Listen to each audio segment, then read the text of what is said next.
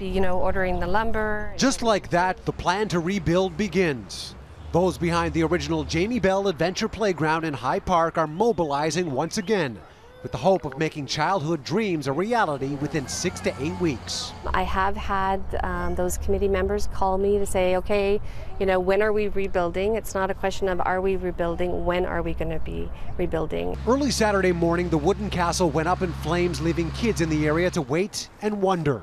Some leaving messages at the scene expressing how much they miss this space, while close to a dozen volunteers and the local city councillor find ways of simply making it better. This is going far and wide. The tweets, the emails, it's not just my ward, it's residents from across the city. A community event is already in the works, although it's still undetermined how much time and effort will be needed.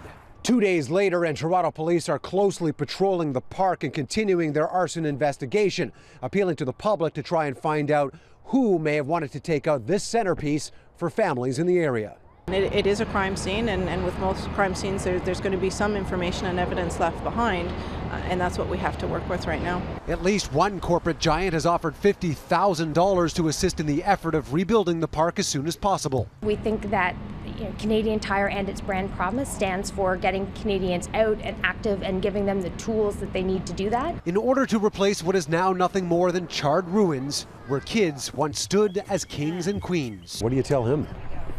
Well, it's kind of hard to explain. I mean, he's asking me why it happened, and you just tell him to look forward to just maybe having another castle up sometime soon. Mcallister, Global News.